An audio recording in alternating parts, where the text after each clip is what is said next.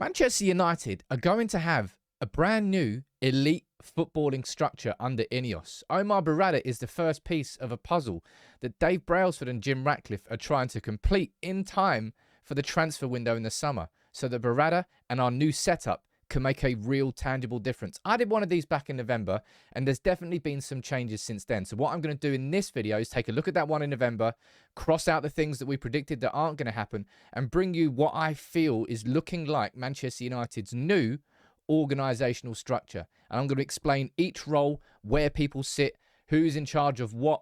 It's going to give you, I think, a little bit more clarity on how important this new structure is and who's doing what. So you can let me know what you think in the comments, as you always do. And if you can, please drop a like on the video and subscribe. Become part of the United People's TV family, because I'm telling you what, we've got some exciting times coming up. But what I'm going to do now, as I said, is kind of run through what we predicted back in November when I first did one of these videos, right? And this was the structure that we had in place. So what I'm going to do is sort of cross off what's changed since then. So at the time, there were reports and rumours that Joel Glazer was going to sit and be kind of part of this footballing structure.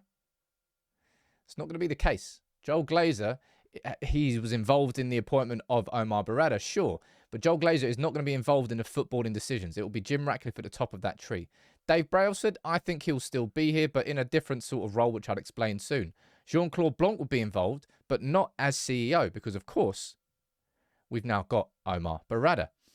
Paul Mitchell, I don't think he'll be sporting director if he comes in, but it's not to say that he can't come in. And I was over here talking about a deputy sporting director. What about the scouts and the analysts?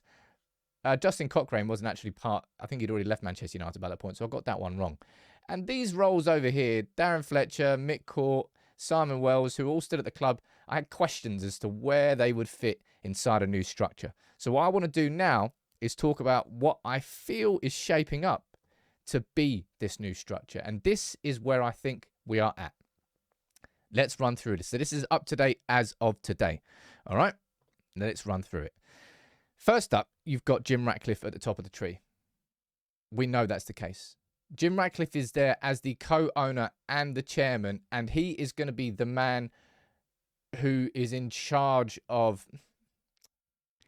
He signs off on decisions. I think that's going to be Jim Ratcliffe's remit. He won't be involved too much, because this is where you can look at this structure and it just makes you go, we haven't had this ever as a football club. Dave Brailsford, I've been thinking about what his role is going to be, and I think it's going to be something along those lines. Dave Brailsford is the man responsible with hiring Omar Berrada. And if we get Ashworth and Mitchell, he'll be the man who brings them in. He is in charge of the operations. And he is also in charge of making sure and installing an elite performance culture at our club. So that's why I think performance and operations director kind of feels like what Dave Brailsford's going to do.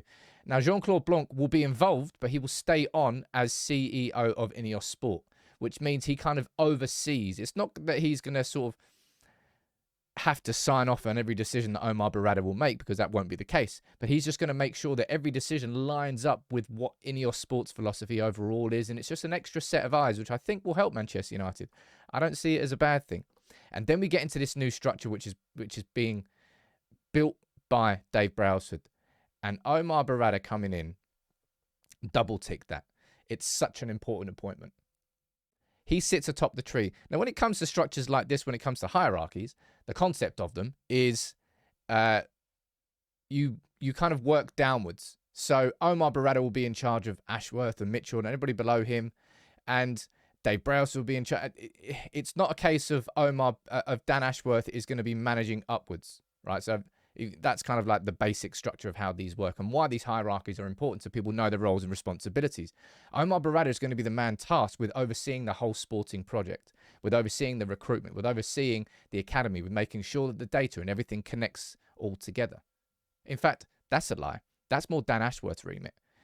Omar Berrada will be the man in charge of the vision overall. Where do Manchester United want to be in 5 years' time? Let's make sure we get there. That's going to be his role as chief executive. And what I was just explaining there about making sure that every decision all links together, that's more going to be towards where Dan Ashworth would lie. And I really think, for me, he's the outstanding candidate as the sporting director. Dan Ashworth has called himself the man in the middle of the wheel. So that's why you can see on this chart here, I've tried to draw more lines coming out of Dan Ashworth, because he's the man who wants to be, as I was trying to explain, I got it wrong with Omar Berrada. He's the man who wants to be overseeing the head of recruitment, speaking with Nick Cox at the head of academy. What's going on with the data department? Speaking to Gary O'Driscoll, who's the head of sports medicine, brought in from Arsenal, hasn't really got started yet at Manchester United. Dan Ashworth there as the sporting director underneath Omar Berrada. I think that will be perfect. And there's a big question as to whether or not Paul Mitchell would come in. And if he would come in, would he be happy? Look at that for a question mark. Would Paul Mitchell be happy to work underneath Dan Ashworth? My personal opinion is I think he would be. When he was at Monaco, he was the technical director. He was in the position where Dan Ashworth would fit inside this hierarchy. I think Paul Mitchell would love to come in and be the head of recruitment at Manchester United. Oh, look, a little bit of a... Don't know why I've got that up there. Zoom in on Dan Ashworth. Let's get rid of that. I think Paul Mitchell would love that. Inside this structure, working underneath Dan Ashworth, but also being in charge of the head of recruitment. Direct liaison with... You'll see that I've got question marks over here around the scouts, because I don't think Manchester United are going to keep anything to do with the old... They're not going to scrap absolutely everything, but I don't really see how Mick Court and Simon Wells stay on.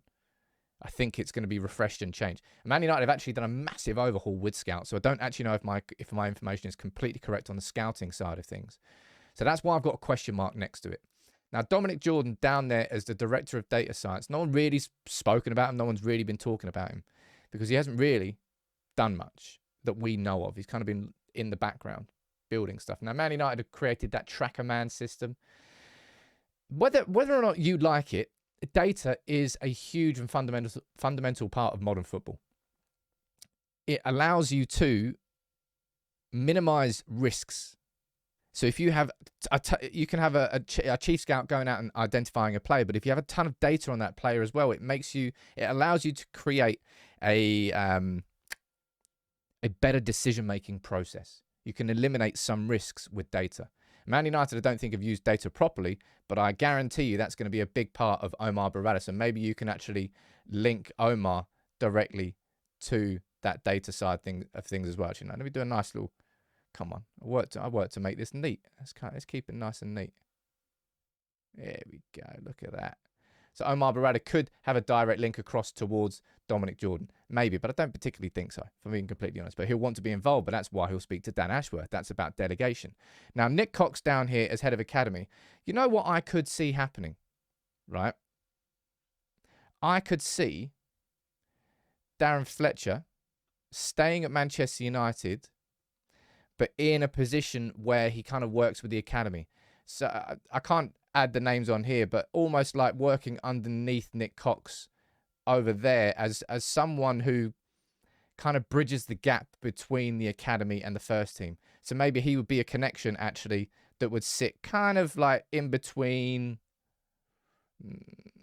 maybe around about there, in between Erik ten Hag and Nick Cox, bridging that gap between the first team and the academy. I think that would be a good position for Darren Fletcher if he was to stay at the club. His boys, Jack and Tyler, are at the club. I imagine he'll want to stay at the club. And to me, it feels like Darren Fletcher can be reassigned inside an academy role, and I think he could do it very, very well. But not staying on as a technical director. That was just Manchester United just trying to make up a structure when we didn't really have one in place. But look at this. Let me get rid of all the lines on here. That structure right there, ladies and gents. Jim Ratcliffe's sitting at the top. He's got his main right-hand man in Dave Brailsford, who he trusts to build all of this. He's got Jean-Claude Blanc, who he trusts to make sure that anything that happens at Manchester United lines up with everything else that's going on at INEOS Sport. Then we've got Omar Berrada being the man to lead the vision on a day-to-day basis. He then has Dan Ashworth working underneath him as the sporting director. Dan Ashworth's got Paul Mitchell as a head of recruitment. We've got a head of data science. We've got a new head of sports medicine working. Look, Erik ten Hag isn't guaranteed to be part of this INEOS Manchester United, is he? And he'll have to prove himself, I think, over the next couple of months until the end of the season. He'll have to prove himself that he deserves that role. Because Man United are building a new structure here, which is focused on elite performance, on being an elite football club. That is what Manchester United are going towards, and that is why I'm so excited about what we're seeing being built here. Omar Berrada is the start of it. I hope Dan Ashworth is the next part of it. And then past Dan Ashworth with Paul Mitchell coming in. That's something, in my opinion, to really be excited about. So I hope this video has sort of explained to you a little bit more about how the structure is taking shape. I'm not saying that that's going to be absolutely definitive and that's guaranteed to be what the structure is. But as far as I'm concerned, that's what it's shaping up like. You can let me know what you think about that, as I said, in the comments below. And if you can, make sure you subscribe to United People's TV if you're new and you enjoyed it. But I'm looking forward to the future. I really am.